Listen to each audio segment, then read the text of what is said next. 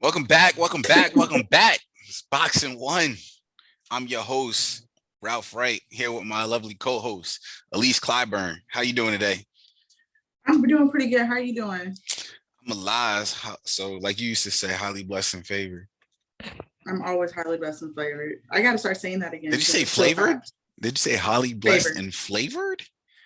I mean, whichever way you want to hear it, either way is right. Yeah. So, thank you guys for coming in. We're BoxN1. We're a bunch of coaches, former coaches that we love to talk the game. Quick intro. We just take those curtains and open them up so you guys could just be like flies on the wall to our conversations that we have pretty much almost every day anyway. So, Yeah. we're able to share these conversations, these thoughts, the state of the league, the state of the game, where we think it's going to be and where we think it's going to go. So if you made it to this video, you either checked out, or if you haven't checked out, we've already done the previews for the Southeastern Division, the Atlantic, and the Central Division. So go ahead and check that out. What's on our docket today? We're just going to talk about the Eastern Conference and the preview of the Eastern Conference, where we see it at. This, like we mentioned before, this is a 75th year. So it's the 75th anniversary of, 75 seasons of basketball. Not going to say I was alive for all 75, but this is probably the most excited season for me since I started watching basketball. What about you? I mean, I think this is going to be a freaking awesome season. The disparity between each team's very, very little. Every team, for the most part, especially this season, from like 6, 7, 10 years ago, teams have gotten better. Players have gotten better. Coaching's gotten better. Not as fast as the players, but it's going to be so good. I'm excited. If we can get management on the same page, Oh, yeah. So we're looking at possibly maybe, all right, because we're almost 20 years into, when the United States had the the bronze medal in the 2004 games. So all the time. so now we're starting to reap that reward.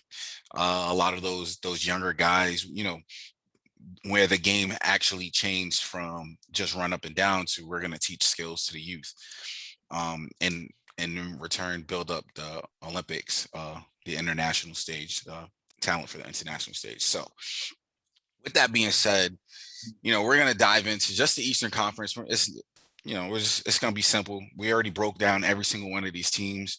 So for here, we're just going to talk.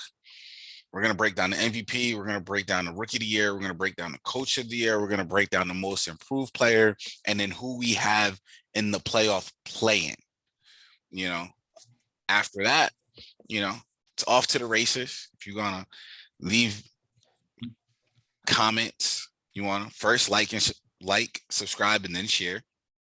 In that order. Facts. Please do that. If you haven't subscribed yet, go ahead and hit that subscribe button. That what are you waiting for? That way you get notifications, every time one of these episodes or podcast shows get uploaded, so we can, have that for your viewership needs. With that being said, let's get down to the nitty of the gritty. Let's do it. Let's talk playoff play-in. Who do you have? Oh, you want me to do? You want to do straight through? I have 11. I mean, we can go. If all right, so speaking on Southeast, right? Speaking on Central, and speaking on Atlantic. Okay. If you got to this point, I mean, I've already said Southeast has 4 teams, right? They're a 4-team division. The Central, we're like, it could be 2, 3 max, right? And then, the Atlantic, it could be a 3-4 team. Like I have it as a 3-team playoffs. You have it as a 3 guaranteed team, playoff team. So maybe Okay. 4. So with that being said, because the Atlantic Division, the Drama Division does have 4 great teams. They have 2 historically great franchises. But with that being said, I'm going to go from 11 to 1. Sound good? So you have 11. I have 11 teams. The last 2 Okay, teams. go to 11. The last 2, we can talk about that after. So I have the Celtics at 11. Okay. I have the Wizards at 10. So those could, that could be flip-flop. Either way, one of those 2 teams are going to be playing for the play-in game. I have the Pacers at 9. I have the Knicks at 8. Okay. I have the Hornets at 7. The Heat at 6. The Bulls at 5. The Hawks at 4. The Sixers at 3. The Nets at 2, and the Bucks at 1. Okay. Now, with that being said, from 2 to 7, I feel like those numbers could always be flipped. Okay. Like I feel like the Hornets could be as good as 2, the second seed. I feel like the Bulls could be as good as the second seed, and I feel the Hawks could be as good as the second seed. I don't see the Sixers getting the second seed simply because they're in the Atlantic Division with the Nets, and actually now they can switch too because I do have that. So yeah, I see them. Okay. Those 2 switching out or can be switched. So I feel like a lot of those teams are going to beat each other up, but that pack is going to be strong. Okay.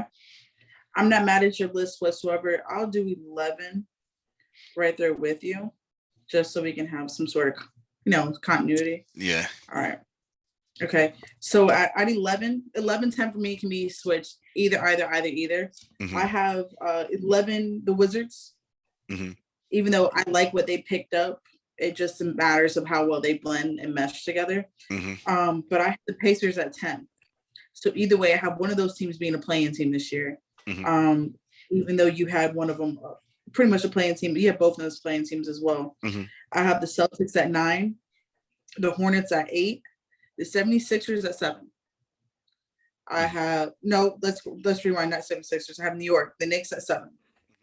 I have 76ers at 6. I have the Miami Heat at 5. Atlanta Hawks at 4.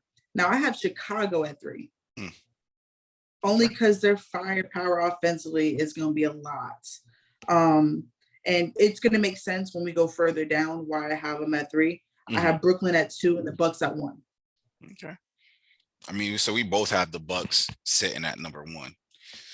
We both have Brooklyn sitting at 2. We both have the Hawks at 3. At 4, I mean. Yeah. So that's the thing too. I feel like that this is the first time when we're having these conversations where it's literally like, 11, maybe 12 teams in the East can go to the playoffs. But I mean, Ralph, our teams in the top 6 we have the same teams in the top 6. We have the same 11 teams total, if we're being honest. Yep. Yeah. We have and I threw the Pacers in there. Yeah, but still, some of those, they're just flip-flop, but they're still there. Correct. So, it tells you, because this Celtics team could go as high as 4th. If we're being real. Yeah, if we're being honest, this Celtics team could be as good as 4th. It's just they have a lot of questions, So the first time I wrote this list, I had them at 6. And then I had to think about it like, I'm missing Chicago in here. Holy crap, the Hornets, they're a 10-game win streak away from barely being a playoff team, or they're an injury away from dropping all back down. But this is the thing is, and so I struggled with the Hornets, I struggled with the Heat, I struggled with the Southeast Division where to place these guys, for the simple fact is they're so even. The Hawks were the number 4 seed before LaMelo got hurt last year. You bring, now he's his second season in, you bring in more talent around him. Guys get better. Miles Bridges got better. PJ Washington got better. So it's like, but then you look at the East, all around the board, every team has gotten better. The Nets got better. Yeah. Every single team on this list has gotten better. except for the Celtics. Except for the freaking Celtics, which is why I think both of us have them as a playoff team. Yeah, we have them as playing. Like the Celtics and the Pacers, like the Celtics, Pacers, and Wizards, I feel it's going to be bunch, and I think it's the Knicks are going to fall into that bunch too. Like that's how I broke it down. Like I have 8 through 11, but I feel like 8 through 11 is going to be fighting themselves all year. They're calm. Yeah, like the Atlantic Division and the Southeast Division are going to beat themselves up, which is possibly going to give the Pacers an opportunity to sneak in. You know, I'm not saying that Cleveland and Detroit are going to be guaranteed wins, but those bottom tier teams need to beat the teams that they're supposed to beat. And they have to steal from teams that they're not supposed to. So the only like the Celtics have to be healthy, and with Jaylen Brown coming down with COVID and missing games for COVID, like that was tough. You're already starting down on the wrong foot. Like it's gonna be tough. So yeah. I mean, where else you want to go with this? Because we could talk playoffs. I don't want to necessarily get into who we have coming out of the East. We'll do 3. I mean, pick your 3 teams that you would have coming out of the East for like to win Eastern Conference Championship. Even though I have them as my 4th ranked team, I have Atlanta, Brooklyn, then the Bucks. Like I have Chicago in my rankings as the 3rd team in the East. But at the end of the day, Atlanta's so deep, and when healthy, they might have won. You know, like it's a very scary team. The confidence of Trae Young is just going through the roof, and the confidence of the rest of his teammates is going through the roof. So I have the Hawks, I have the Nets, and I have the Bucks as my 3 teams. I love that Hawks pick. I really feel like the Hawks probably would have went to the finals if the ref didn't hurt Trae Young. But crazy. But nobody wants to point that one out. Trae Young was a completely different player because a ref was standing where he wasn't supposed to be standing. Watching the game. Not so, you know, but that's a conversation that doesn't get brought up. I love that Hawks pick. You just really made it difficult for me because I'm gonna put 2 shockers. I'm gonna have the Nets. Let's go. I don't have the Bucks going back. I have the Nets. Okay. Yeah. I have the Nets, I have the Hornets, and I have the Hawks. Man, listen, if the Hornets are healthy, if Melo is healthy, you know what? We'll get into it when we do the the MVP and whatnot. Yeah. If Gordon is healthy, and MVP candidate, and I mean he's hurt right now, so is Rozier. But you know, I have them. How long is he out for? I don't think he's only out for like maybe a week or so. I don't even know. Okay. I gotta look at it. It's not. I think one's safety protocol and the other one's ankle injury. Or I think Rozier's injury, and I think Gordon was safety protocol because Plumlee was too, but Plumlee came back and played that last game where they got smacked by Dallas. But who do you have? All right, so let's get into awards for this conference. Let's go most improved. Who do you think will be the most improved in this conference? Hands down, I have Lonzo Ball. I mean, we talked about when we went over the Chicago Bulls. This is going to be the first year since he was in college, and not in college, in high school, where Lonzo had the keys to the team.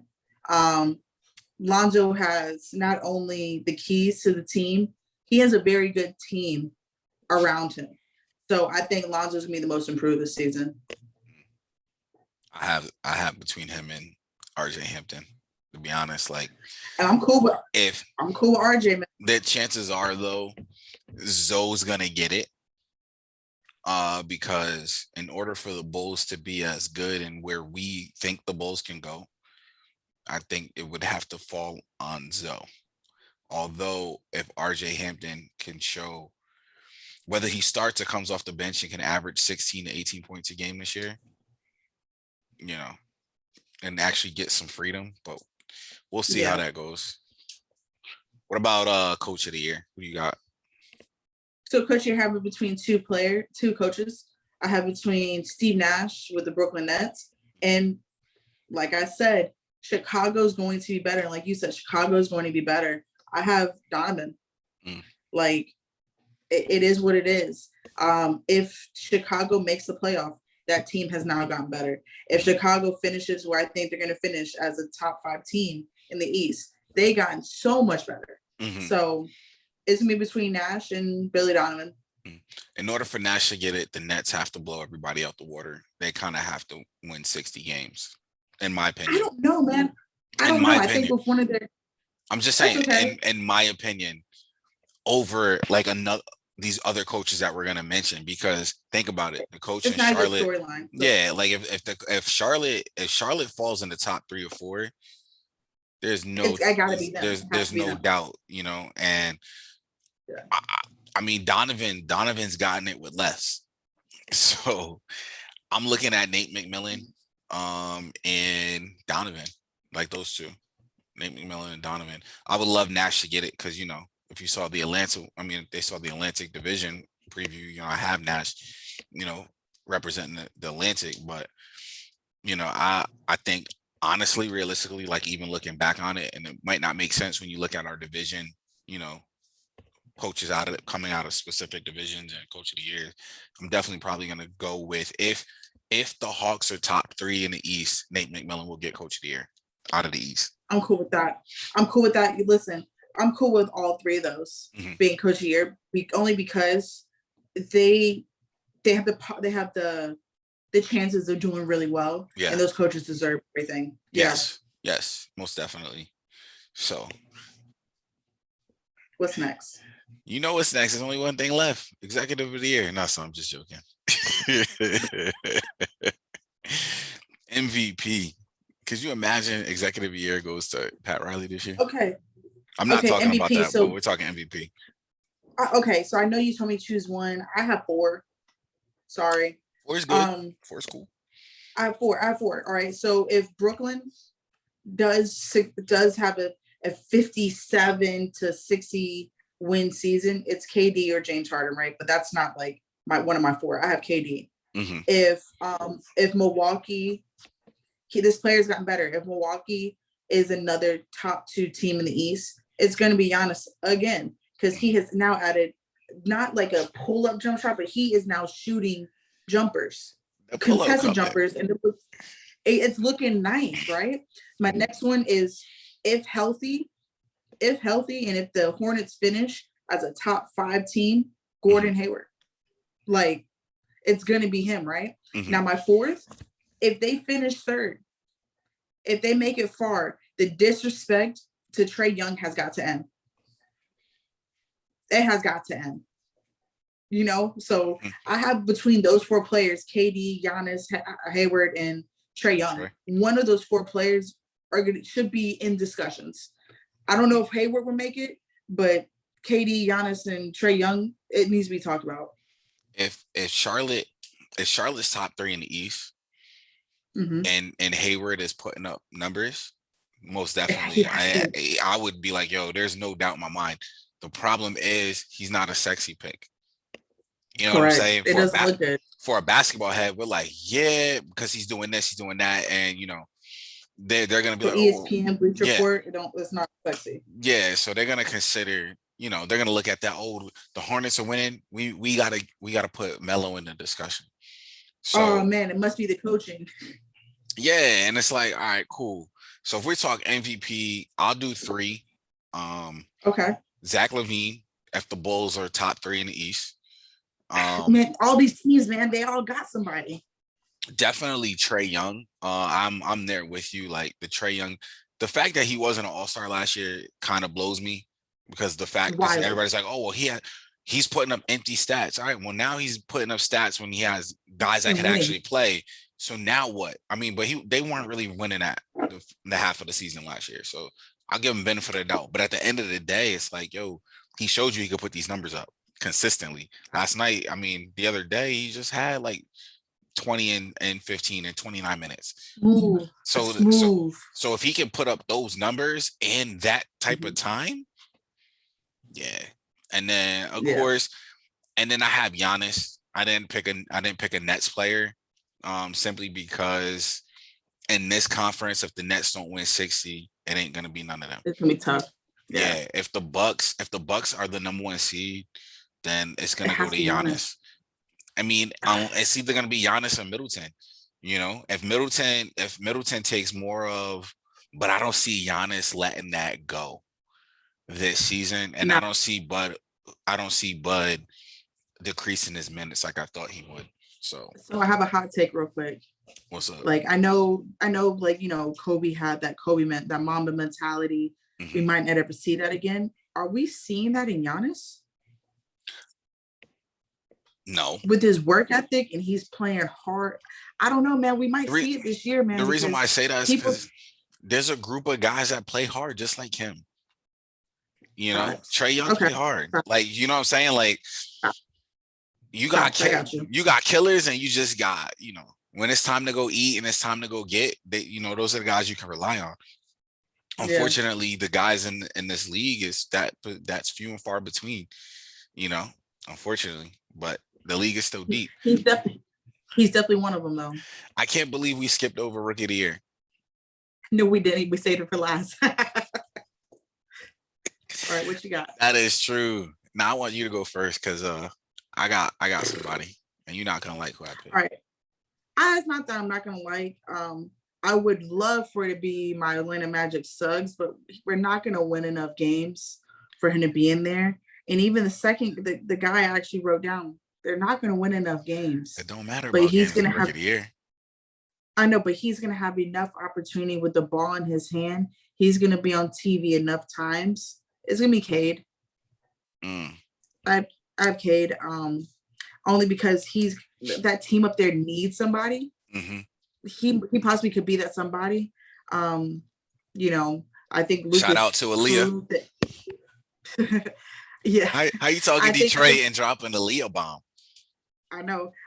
Listen, I'll be honest. I think Luka Doncic showed the NBA that you can play at your own pace and really be dominant and successful.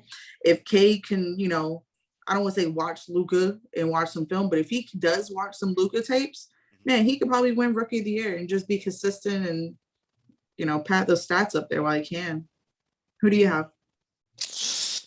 I'll be honest. I watched this dude play the other day, and I said, So to preference back, me and you had a conversation in the mid, talking about the Central Division, one of the rookies. And I said, well, I don't know what this team is doing. And then I watched the team play the next night. Okay. I watched Cleveland play. Oh, you're going to get that boy from Cleveland? Hey, Zip? Hey, I text my brother. I didn't text you because I wanted to save this. Yo, I text my brother mid-game, and I said, yo, Mobley reminds me of Chris Webber. You know, what's wild is I think when we spoke about this, right, I think I had Mobley as one of my rookies to look out for. Yeah. I said Mobley might arguably be the best rookie in this class. You're like, And I was like, nah, I really think he might be, like, just because of opportunity, skill set, size, and versatility. He possibly could be. So I'm not mad. I'm a Jalen Green guy. I'm just gonna keep it a buck. I'm a Jalen Green guy. Oh, come on. But what I saw from Mobley shocked me because I didn't see it from him in the summer league. Wait, I haven't watched him play yet. So what did you see? This dude can pass. Yeah. They got the shoot. He could shoot. He was passing. He was hitting. And here's what Cleveland did. Cleveland ran. I think I sent you a text about this one. Cleveland ran a lineup with him, Jared Allen, and Kevin Love. And then when I watched him play, they ran a lineup with him. He was always on the court with another 7-footer because him and Laurie were on the court together too. I watched him. He's not playing center. I watched him set. Yes, he does. He plays center too. He's playing 3 through 5. I watched him set Laurie for an alley-oop. Listen, man, this dude is 6'11", 215, only 20 years old. So let's just say he's going to grow another Maybe, 2 inches. maybe, He's gonna be over 7. maybe because He's gonna be 7 foot. his brother's 6'10", his older brother. I So get it, but he's only 20. You know how you boys are. Y'all you never know. But he's 215. He's at least gonna pack on 20, 30 pounds in the next 4 or 5 years. So he's just gonna get stronger and stronger. Looking at his wingspan, he reminds me of Chris Webber, not powerful, but he reminds me of Chris Webber in other ways. And when I told my brother, he could dribble the ball up the court. Correct. I'm like, yo, and then it's the passing for me. It was the passing for me because I didn't see it at USC, right? I didn't see it in the summer league. And then I see him throwing alley-oops to Jared Allen. I see him playing with Jared Allen. I see Cleveland working him with those bigs. And I'm like, yo, he's going to get 30 minutes in a night. Like, there's no way he doesn't get 30 minutes a night. They're going to find a way to get him minutes. So as much as it's about wins, I think it's also about impact. And I think he's going to make an impact with that Cleveland team. That Cleveland team is like that 12th, 13th team in the East. So, you know. So let's talk about this. Let's talk about this, right? I know we're going to wrap this up pretty soon. Mm-hmm. But if we look around the Eastern Conference, at least, and we look at what position we already know, point guard position is stacked across the Eastern Conference. That small forward position, it's loaded in the Eastern Conference. Top heavy, right? But yeah, top heavy. What one position is like that power forward position? That forward, it's for the taking. It's for the taking. But the thing is that a lot with of this skill set. He's a mixture to me of Bosch and Weber. He's a mixture of Bosch and Weber. You're naming Hall of Famers. You're naming Hall of Famers. But I'm with you. But I'm just saying what I've seen. Bosch can't pass on the level that he's passing on right now, right? That Weber passing level is elite to me. He's not. I'm not saying he's an elite passer, but he has the potential to be. You see it. Yeah, I see it. Listen, a lot of it's gonna come down to coaching. Listen, I told you. Listen, I'm not afraid. He might arguably be the best player in the draft. I'm not afraid to admit when I'm wrong. I told you this dude might be the best player in this draft. He's nice. He's nice, but I see where Cleveland's gonna give him the opportunity. I know I raised that question up, but then I saw how they're gonna give him an opportunity. So it's really gonna be up to him to either pass or fail. They got a new coach. They got 2 young guys. I still see Colin Sexton getting traded. I now don't think that Laurie's gonna get traded because watching those 3 work. We're talking about a bottom tier team in the East, and we just named why they could possibly be a play-in team. Like, we just talked ourselves into it, this Eastern Conference. This Eastern Conference is no longer a wash. Because if Washington plays like trash, but what if Cleveland plays decent? Cleveland was playing decent before they told Andre Drummond to go home last year. So correct. They got a new coach. Plus they had coaching drama last year too. Cleveland's is in a weird place. So the Wizard, that bottom tier East is not like purgatory right now. Like it's not a bad place to be, full of potential, because Cleveland can't get another lottery pick. Ralph, I'll say this right now: all the picks you just made, I'm with it. Like, every pick you made, I'm over here sitting like, yeah. I mean, I had that person on my list. So good stuff, sir. I see him running away with it. As much as I like Cade, I think Killian's gonna take that leap this year as the lead guard, but they can play together. So we'll see. They don't seem to be as exciting as the Magic young core, like with your boy doing whatever he was doing with a medicine ball or the bubble ball. Bro, let's not talk about that. We're not talking about that right now. We can talk about that off air, because Yo, you know what? I also want to mention that I think Mo Bamba could be a most improved player. You know what? Mo Bamba, we talked about this when we talked about the Southeast Division. Coach Mosley and that connection he has with Bamba, we're seeing it in the preseason. Like, Mo is way more efficient. It's the same thing we talked about last year. If he if he could transfer that over starting next week, listen. Show him the money. Somebody gonna have to get traded. But we're out for now. You know what to do. Like, share, subscribe, do whatever you got to do, but definitely do those All of things. that. Do those things first. Leave a comment. Let us know where you agree, where you disagree. Also, you can hit one of us up on Twitter. Most likely hit up Coach E. Hit up Go Elise ahead, hit on me up, Twitter. please. She got the time. It's The Assist by E. You can hit the link on the bottom. You'll see it. Listen, it's been a wonderful time talking Eastern Conference with you, Elise. Until next time, when we can dive into the West, that West Coast, we can do that. Until next time, y'all continue to be great. Be blessed.